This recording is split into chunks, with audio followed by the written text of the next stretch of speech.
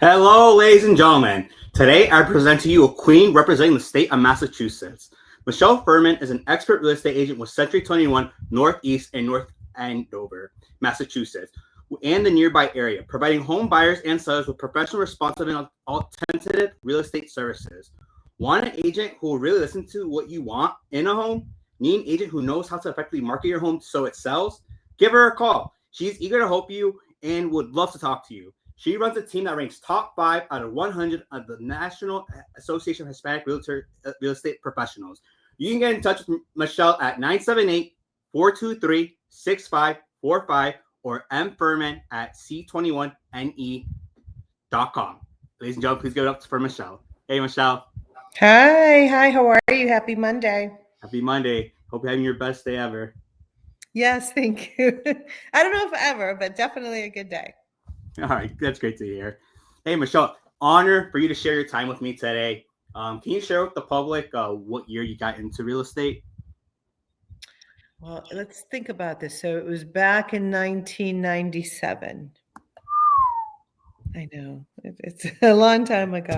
So almost 3 decades in it. Well, you don't know how fast time goes until you get there. That's right. It goes very quickly. So I've been blessed to have, 20 some years in this business of chaos and fun times and interesting times and desperate times. And I've seen a lot of change. No, I'm sure you have. I'm sure you saw the .com bubble. I don't know if that affected you, but I'm sure 08, 09 did. Can you walk us a little through that? Oh, for sure. So when I started, I was Rookie of the Year the first year. And it started kind of as a joke. My mom said that she wanted to buy a house. And I said, don't worry, I'll go get my real estate licenses if I could just go down to the local, store and pick it up. Went, got my license. And my mom had a lot of challenges, right? Because we were financially challenged. My mom had limited English, limited education. And I kind of became her, her go-to person. So I went, got licensed, and when I did, she became my first sale. And then her friend, her best friend, said, "Well, if you helped your mom, then you could help me." And it just became, this effect where all of her friends wanted to buy, and I was the only one that they knew of, one that spoke the language, and two that they can trust. So that's how that happened. And then as went on, 3 years into it, I was offered my own brokerage. I brought that brokerage to number one in New England the very first year, which was amazing. And then 2008 came, and it was like, okay, things are changing. It's changing very quickly. And we saw a mass exodus of people leave, right? As we already know. But I decided to stay behind and reinvent myself and just put my business back together. And I went back to the basics, and I went back to what had worked for me before, and I revamped myself and came back stronger. No, kudos to you. And like, how did you grow a team to be ranked so like top tier so fast? So 2017, so I was a solo agent for many, many years. After that, the market crashed in 2008. I revamped myself and I went into the short sale side of RE and the REO side, even though I knew nothing about it, but I positioned myself so that I could be that go-to person. And I went from, on the verge of bankruptcy, hiding my car, having to sell all my properties, to selling over 100 homes a year. And I peaked at 165 homes or some crazy number like that as a solo agent in 1 year. And I wasn't getting it I didn't have any lead source. It was just all past client referral. And in 2017, my assistant said, well, you either start a team or I'm out, because we had no life, right? We were just always working. So 2018, I started a team, and it was 4 of us. We were the number one Century 21 team in the state the first year. Then the next year, we were number one in the country. And then in 2020, our CEO, Mike Meadler, who's the CEO of Century 21 Brands in the whole world, called and said, congratulations, you're the number one team in the world. And that was amazing, right? It's spectacular. Yeah. So from that point, and that was in 2020, we continued to grow, but very strategically and very analytically, and kind of focused on what our needs were. How do we continue to grow in a way that fits our culture, yet allows us to serve our community? And that's what we did. And we continued that through today. Dude, that's super impressive. I guess the REOs just led to more doors being open, and you just got to pick more niches. Or you work now with like, does your team work with first time home buyers, investors, or Yeah, so we're primarily residential. I would say in a perfect world, it would be mostly listings, but we are in a housing crisis in the state of Massachusetts. Our inventory is very, very low. So we're about 60% buyers, 40% sellers, but because of default, right? Because there isn't any properties to sell. It's very, very difficult.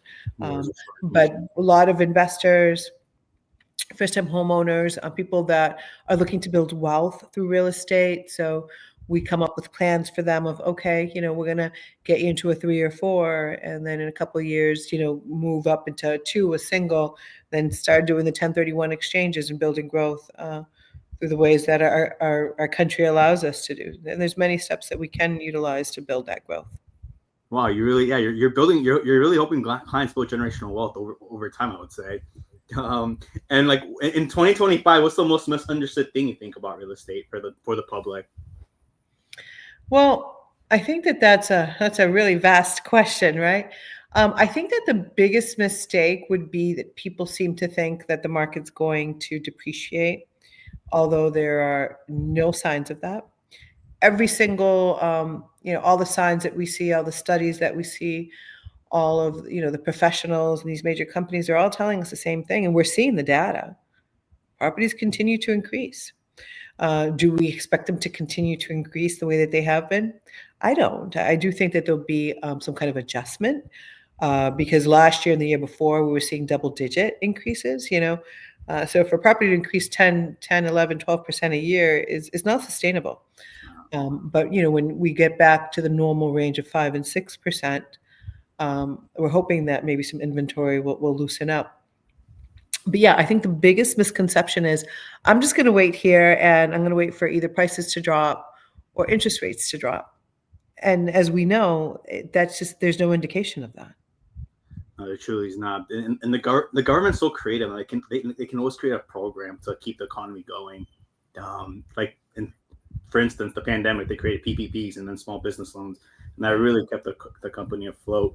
And is there any other misconceptions you think the general public has about real estate aside from that? Well, especially in the Hispanic community, I think that a lot of us have the misconception of, oh, I'm going to buy back in my native country. Like I'm Dominican. And I've heard so many people say, well, I'm going to buy in Dominican Republic first. And, I scratch my head. I'm thinking, you've been living here for 20 years. You're paying rent here. And if you do just very basic math, and you say, you know what, a house that, let's say if you're paying $2,000 a month in rent, which here is a very fair rent. Our rents range anywhere from $2,000 to $3,500 in our area. But $2,000 a month, you're talking $24,000 a year that you're literally paying towards someone else's mortgage, right? Mm-hmm. Plus, you're also talking about the loss of the appreciation that you would have had. We've had 10% appreciation here the last few years. If you're buying a $500,000 house, that same house is going to cost you $50,000 more. So now you've lost out on $50,000 of that appreciation, plus the $24,000 that you paid someone else's mortgage. Excuse me, a $74,000 loss of your total net worth.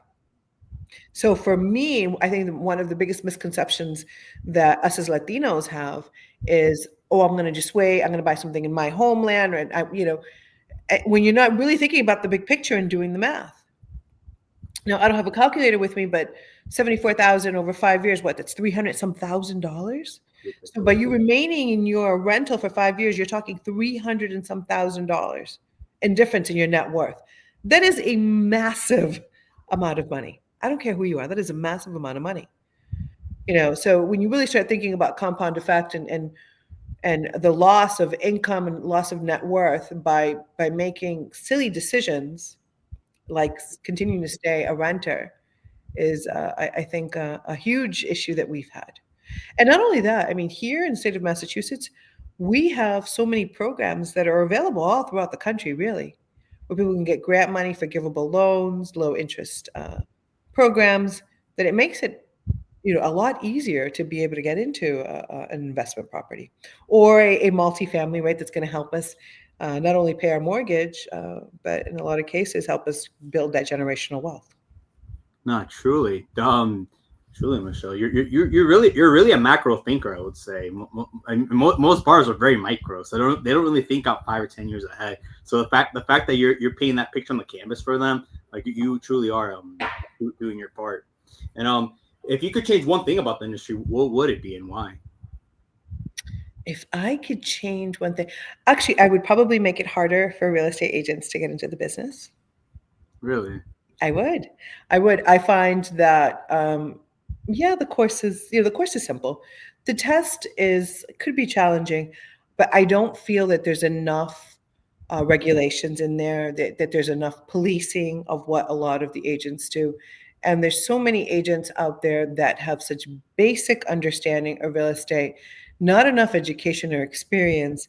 Um, and they're out there helping people navigate through one of the biggest purchases of their life when essentially they don't have a clue. So I think that there should be some kind of um, apprenticeship, I guess I would say, right? Like you'd have to be under someone else for the first 10 transactions, whatever it may be. But I've seen so many people just make such big mistakes where they've put their clients' earnest money deposit at risk or have lost their earnest money deposit just for lack of experience.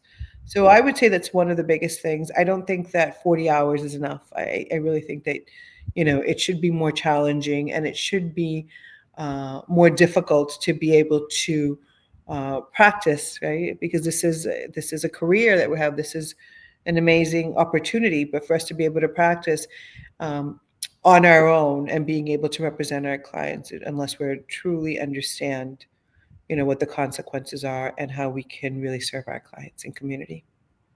No, not truly. I think you're not the first to say that. But yeah, I think like hair people have to go through more rigorous process to become like a salon person than a real estate agent, which is kind of shocking.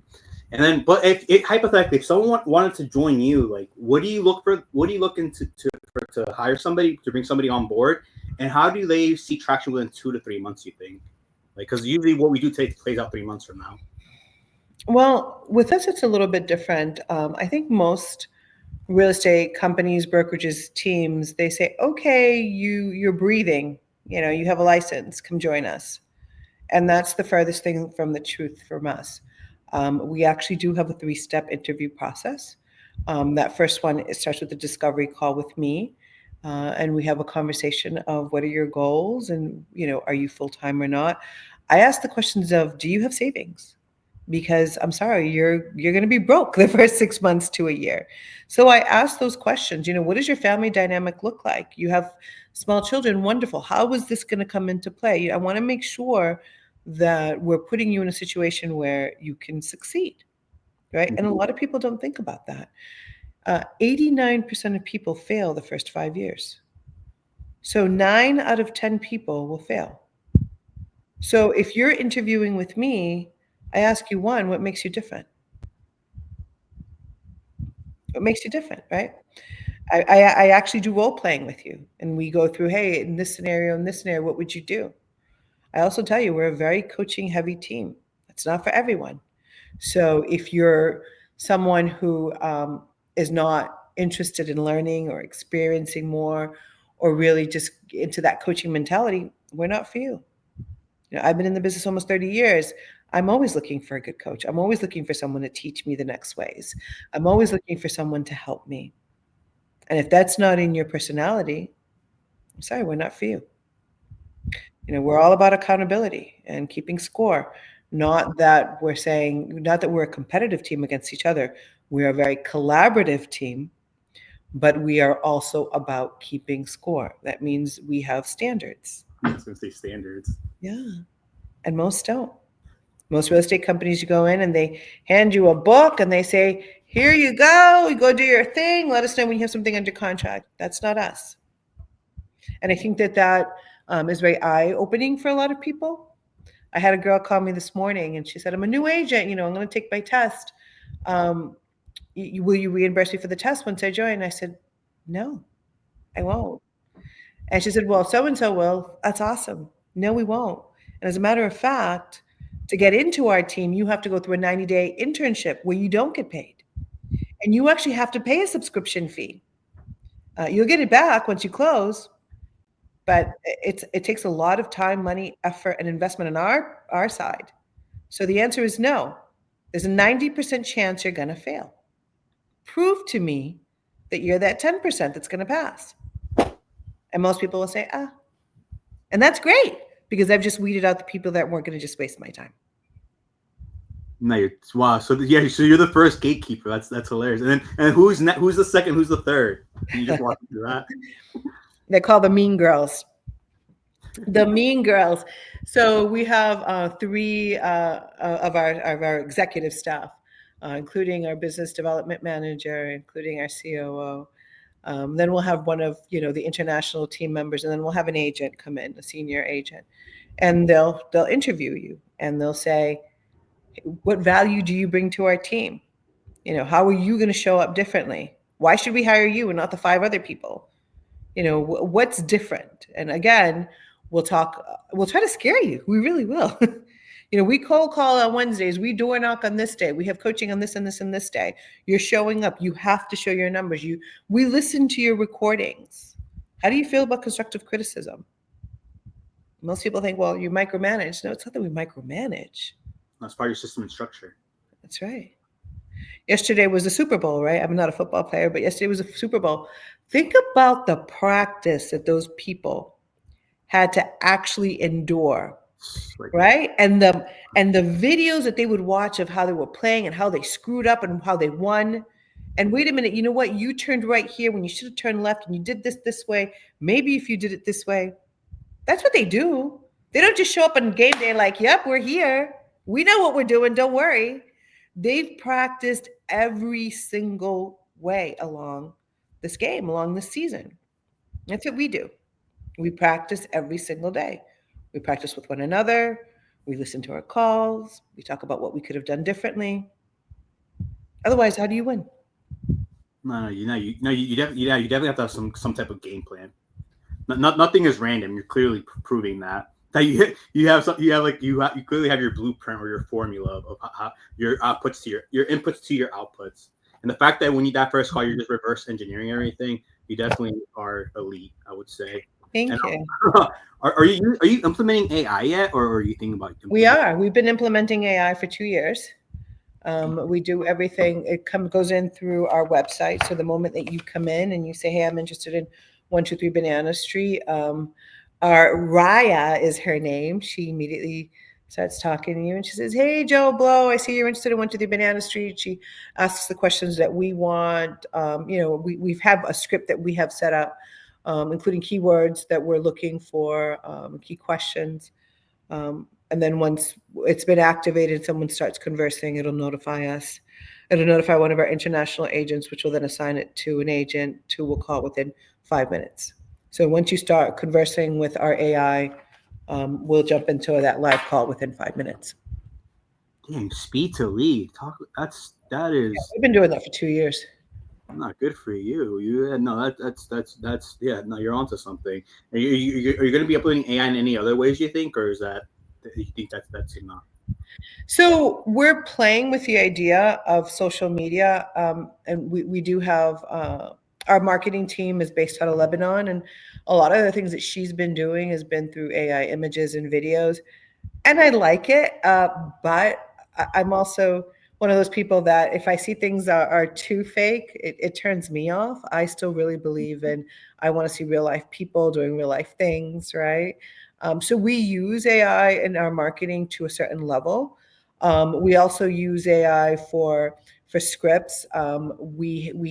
Our junior team and even our senior team, we role play with AI through 2 of the portals that we use, and we use that on a daily basis.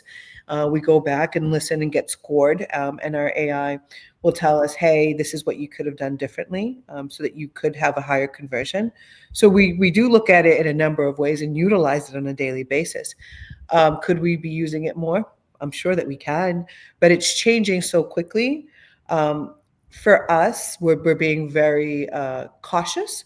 We did have AI that was integrated into phone calls, and I did not like it. I don't know how many times you've gotten a call that says, "Hey, this is so and so," and it's AI. It's so annoying to me. It's right, an Yeah, everyone immediate want to click. hang up. Yeah, I don't like the voice AI. I do like what we have integrated into our back end of our websites. I do like that. I do like that we use it for limited versions of our marketing. But it's something that we've been utilizing for a couple of years now, and we're slowly pushing forward in other sections. Oh, good for you. Good for you. And I'm sure. I think this year or like midsummer last year, they started implementing that like buyer agreement. How did you pivot then? Did that affect you at all, or is that Yeah. something? That No. didn't affect us at all. When I was in my peak of my business, right when I had mentioned I was, selling 150 plus homes a year, Yeah. that was something that was already implemented into my business. I would have a conversation with you face to face. I'd want to meet you. We'd go over what your goals were, what the marketing plan was, a strategic plan for what's happening, and we talk about what's happening in the market, and I would go over my buyer agency agreement with you and what my expectations of you as my client was, and what your expectation of me as your agent was, and we would have a signed agreement. So no, nothing's really changed. This is something that's been around forever. I just think that for a lot of the newer agents, they might have struggled a little bit, or even a lot, right? Trying to identify their value and vocalize that to a consumer. I think that a lot of them, and this is why we saw such a mass exodus again this year, because a lot of them didn't know how to vocalize that, and had struggled with it, right? Especially when you're competing against a seasoned agent like myself. No, you're totally right. Yeah, because you know the game that they're still learning it. So you obviously have an upper hand on that. Thanks for sharing that. And yeah, is there what's a story that's a memorable story of yours, like a success or failure that really sticks with you even to this day? Oh my gosh, there's so many. There's so many. I mean, again, for me, in 2020, when Mike Meadler called us and said, "Hey, you're number one in the world," that was massive because we were 10 agents, but only 9 were selling. One of them was transitioning out, uh, and that was amazing for us.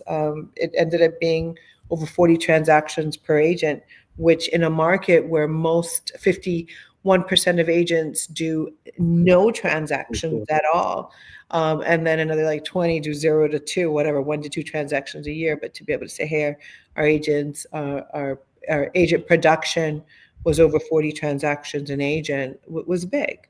And then we were blessed again last year to be number one in the country, and for the first time for both AGC and units, meaning for commission and units. We had never experienced that, and this is the first time I've ever seen, a team get it. But I'm blessed because 90% of us are Hispanic on our team. Yeah, yeah, 90% of us are Hispanic. Almost all of us, I think 96 to 97% speak at least 2 languages.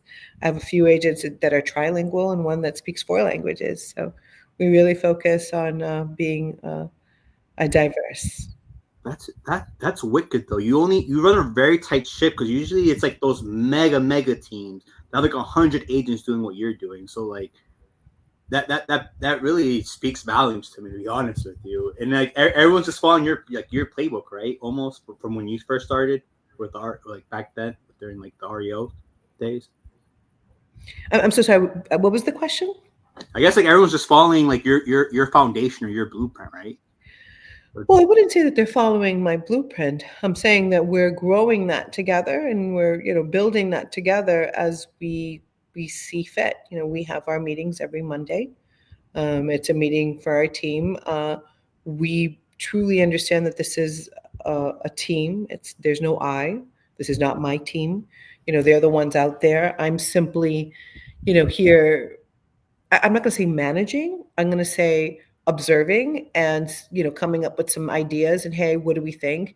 And when we decide that we're going to implement these things, I'm helping keep them accountable and helping.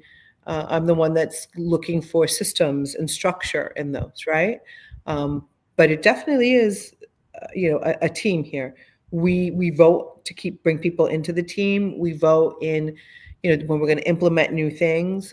We vote in just about every aspect of it. We're looking for a new coach, and they're going to be the ones that decide because they're the ones that are going to be, you know, um, practicing with this person. So we very much make it a team playing field. Oh, good for you. You're like the orchestrator, or you're always fine tuning. That's the perfect word. I'm the orchestrator. Yeah, Yes, new I identify new talent, right? And then I help implement or orchestrate some of those new SOPs, and we focus on what's next for the team. We're very innovative, which is I think is amazing. Like you talked about AI, we implemented that 2 years ago. no. And when everyone else was just kind of scratching their head, we're like, yep, we're in. Even Google, when everyone else started thinking about, hey, maybe I should, start really thinking about my Google exposure, we dominated it. And, now we're on to the next things. So I think that's been a really important aspect of our team. Nice. Yeah. Speaking of like, you're already focusing like how people are like, because I think the new thing is the voice thing, where like find or using AI, like finding an agent by me. So you're already like seeing how you can pop up with voices or AI. Then I'm assuming.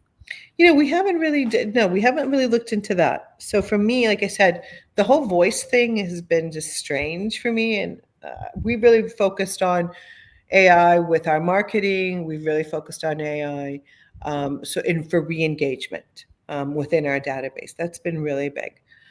So AI is consistently, again, we call Haraya. She's in the back end trying to see who we can re-engage and start having those conversations. Once those conversations become live, we turn her off and move on to a real person. Nice, nice. And what do you think is the key to maintaining a work-life balance in real estate, or do you even consider? Do you think there isn't? I think that I'm probably the wrong person to ask that question. I'm a true workaholic. So for me, I really enjoy work.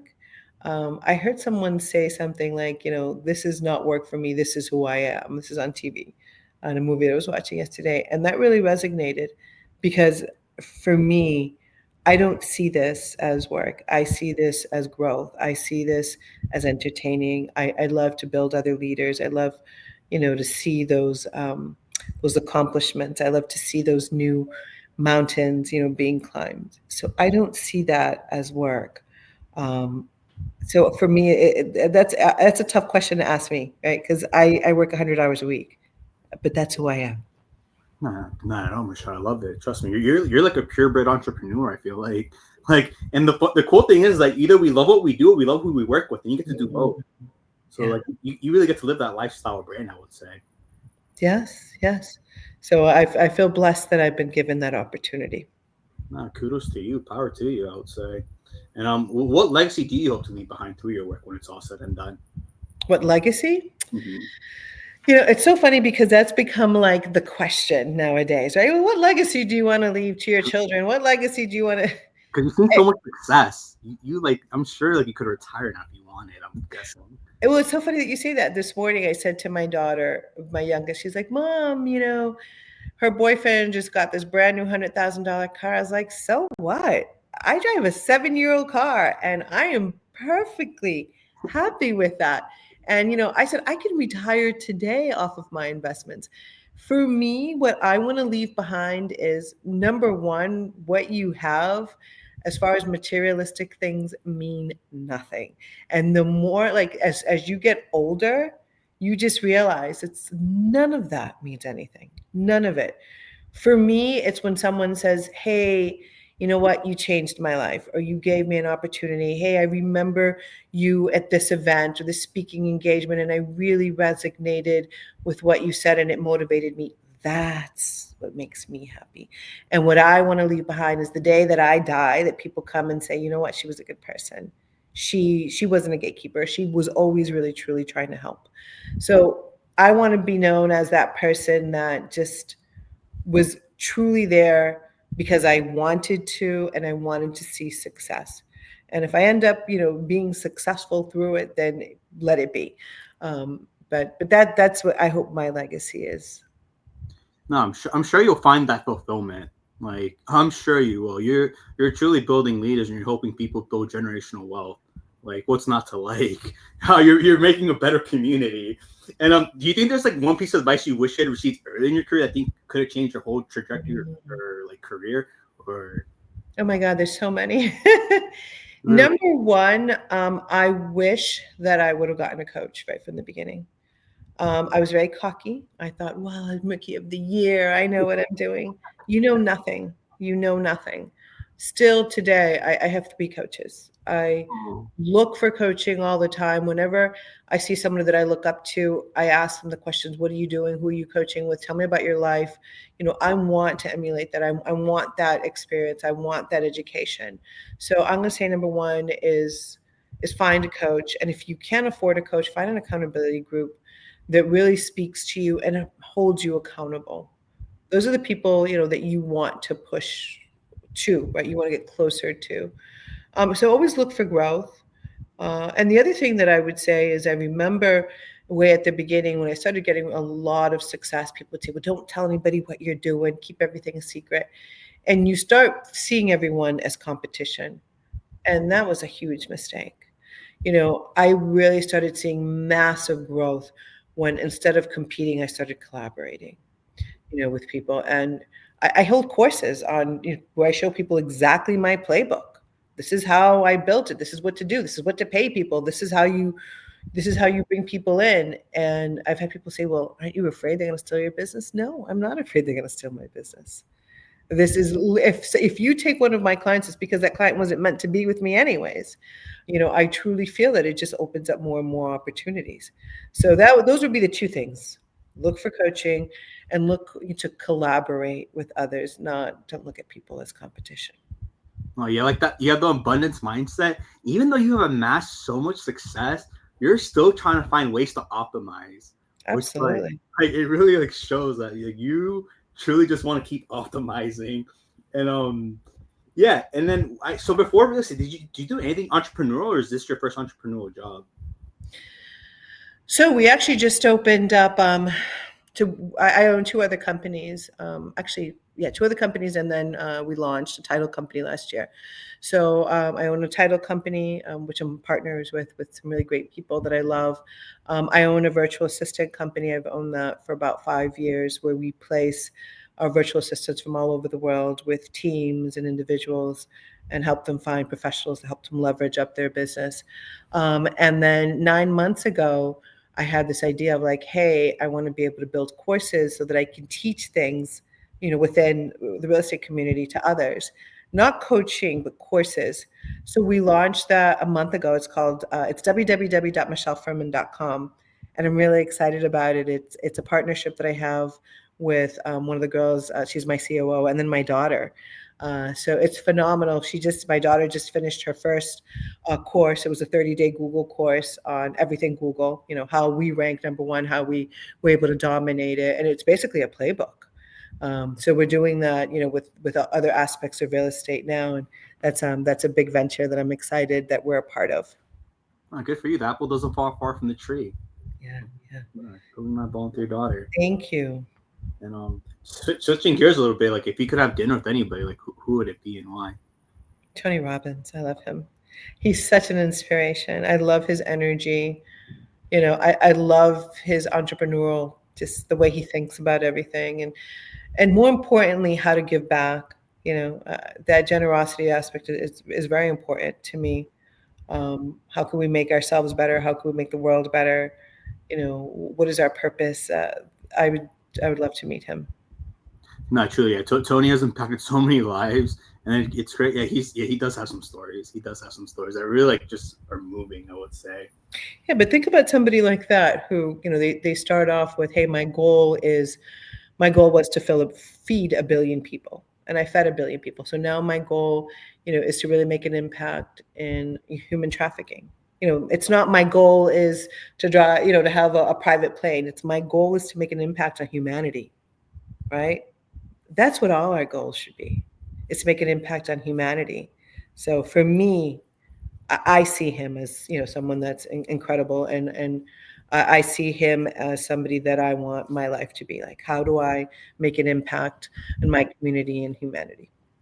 No, so yeah, no, you're like a master. Yeah, you're like a master of your own work, your own Mhm. thing. Because like, I'm not gonna lie to you, like 95% of people are like still trying to chase their first million. So like they're so focused on that, like they don't realize that it's like a materialistic thing. It's so materialistic that it could be a thousand. Mhm. almost Mm-hmm. chasing money when really, like if you're actually thinking about the good or whatnot, what's to come, then yeah, the money should follow. And That's right. mm, and then yeah, I think we covered almost everything. Like, where do you see yourself in the next 5 to 10 years? So I see myself more in management, less and less. I should say management of upper level, right? So building out our executive team and really focusing on them, uh, working with our sales team, and then working on other businesses outside of just real estate sales. We're talking insurance, we're talking development, a number of things outside that are still within our range. But how do we expand and be able to build wealth for our team and the people that are in our team, while still building wealth for our communities and educating? Nice, nice.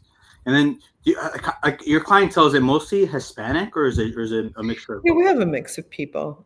I think we have 30 agents now. We service between Boston and the Manchester, New Hampshire area. Definitely when we're here in the Lawrence, Mass area, that's primarily Hispanic. But a lot of investors, a lot of move up buyers, luxury buyers. But if I had to take a guess, I'd probably say 60% of them are Hispanic.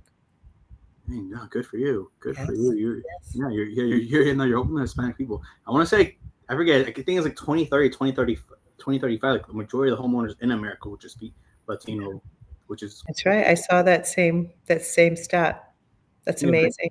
yeah, right. Like it's coming. So I'm glad you did your part. And yeah. And then, is there any books or podcasts or articles that you think had a significant impact on your life work? I know you've done coaching, but is there any like books or podcasts? Well, right now I'm reading for the third time The Four Disciplines of Execution. And I think that it's not an easy read, but it's such an amazing read because it helps you focus on what's really important, right, in our everyday life when it comes to work and even anything else. The 12-week work year is amazing as well, but I'm more about systems. So that's the type of thing that I like to focus on. I don't like to read. I shouldn't say I don't like to read. I don't have the attention span to read. I love a good audible. So I make it a point to listen to an hour a day. And by doing that, you really can get through some books very quickly. But I mostly focus on self help books, strategizing, team leadership, type of thing. Nah, good for you. Yeah, the execution. That's literally like the key word. Like, Four disciplines of execution for sure. yeah, like Have you most. had an opportunity? No, I have not. But I was gonna say, like, most people want to, like, most people have the idea, but they never execute. And the fact that you're reading that for the fourth time just goes to show that you really want to, like, the proof is in the pudding. Like, you truly want to execute. You truly want to manifest everything that's in your mind. Yeah. Um, What so about you? What's your favorite book? my favorite book, probably How to Win People and Influence People. I also like Think and Grow Rich by Napoleon Hill. That's a good one. I made my kids read that when they were little. Yeah, my other favorite books right here. Actually, I'm a big fan of Warren Buffett. Ah, okay. I'm actually I like Warren Buffett a lot. And Good. then yeah, Michelle, this was a really good talk. I don't think I have any more questions for you, to be honest with you. Thank you. Thank you. The other book that you should probably also listen to is The Miracle Morning, right? I'm a member of the 5 a.m. club. I think it makes a massive difference. So that's more of a lifestyle. So if you haven't read it, there's support groups and everything for it. And it really is just based on getting up at 5 and really being intentional with your time. No, super. And then, like, I'm guessing you already have like your schedule pre-made, like on Sundays, right? Like, where you have like you try to set up your whole daily regimen. I do. If I don't, I will become very anxious and kind of wander around like a lost puppy. I need to be able to set, times for myself. So, even when if it's gym time, it's scheduled in there as, create a powerful body. And that's what my gym time is. And if it's time that I need to work on getting new leads, it's create a powerful lifestyle. I try to make it into a positive format so that when I look at it, it's not like, oh, I have to cold call, or I have to go to the gym. So for lunch it says nourish your body. That's my lunch hour. It's time to nourish my body. Nice. I like the way I like your perspective on life. Mm, You have a perspective I feel like you should definitely share with more people because thank you. most people don't think like you, but they should. Thank you. Thank you. Well, I really appreciate this. This was a lot of fun. Hopefully, you guys got some kind of value out of it. I'm constantly sharing all of my ideas and stuff through my Insta, and my Insta is just my first and last name. So I'd love to see some more followers. Yeah, of course, Michelle. I'll definitely put some light on you, and Okay. hopefully you'll get some views and some followers. And yeah, if you weren't in real estate, like what other pathway would you have liked to go on? I would have been a doctor for sure. Really? Mm. That was I thought that was going to be my life trajectory, but hey, God knows what His plan was, and I'm here. But it No, would have if it would have things would have been different. I would have been a doctor. no, I'm sure. I'm sure. Yeah. I think anything you set your mind to, you would have achieved and gone great lengths above what you even wanted. You seem like that type. Thank you. I appreciate that. No, of course, Michelle. Honor and pleasure sharing this time with you. Ladies and gentlemen, you just listened to a queen from Massachusetts, Michelle Fermin. Get in touch with her if you want to buy, sell, or learn real estate. Michelle, thank you again for your time. Appreciate you. Bye bye. Bye bye. You can stay on 1 minute. Okay.